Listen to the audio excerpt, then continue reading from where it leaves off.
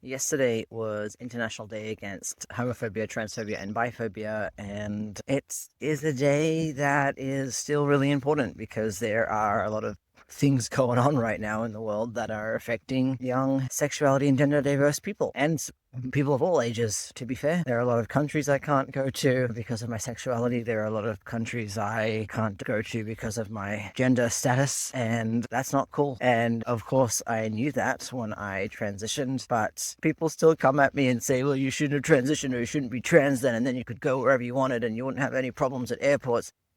To you, I say it was transition or die, transition or live a life of just despair and unhappiness. And it doesn't have to be like this. It could be better. We could have both. We can have nice things. It's incredibly exhausting to have your existence treated like something to debate and to be told that you're complaining when you're actually just pointing out real systemic unfairness. And so on the topic, what I have to say is I'm sick of being the one that is always having to defend my existence and the existence of other LGBTQI2S plus people. And so to you, my haters, debaters, the people who say that they're allies but then DM me asking me to be the one to explain to them why trans people are allowed to play sports, why trans people have the right to use whatever bathroom they choose, I flip the script and I ask you, what makes you so uncomfortable about my existence or the existence of trans people? Why does my happiness make you upset?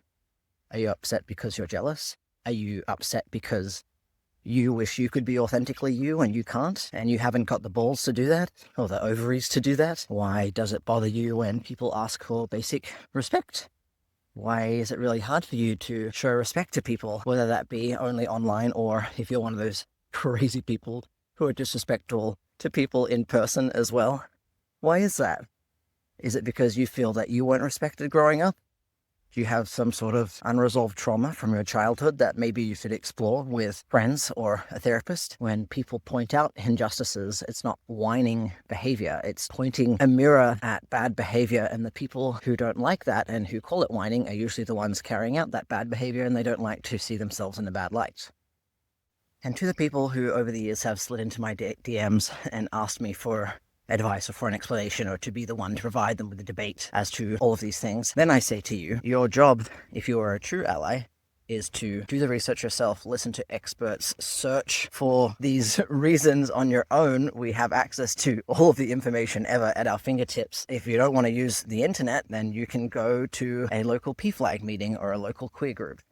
It's your job as an ally to do the work yourself if you are a true ally, not to go and demand information and emotional labor from a marginalized person. And this isn't me attacking you. This is me helping you be a better ally. And I have no anger towards anyone. I'm sure you know who you are. If potentially not. Potentially it wasn't a big deal for you to reach out to me and ask me these questions because you have the privilege of not having to use your emotional labor and not feeling exhausted every time you see the internet or the world debating your existence. If you remember doing that, no hard feelings. I just hope that you change your course of action for the future next time you have a question or a query like that and do the work on your own. But back to the happy part about this day, I love training my queer clients. I love seeing young queer people become fuller versions of themselves and become more comfortable to be who they are in their skin, and queer people of all ages discovering their queerness.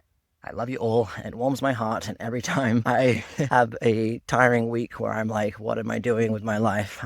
I have an appointment or a meeting with someone that just makes my heart explode with joy.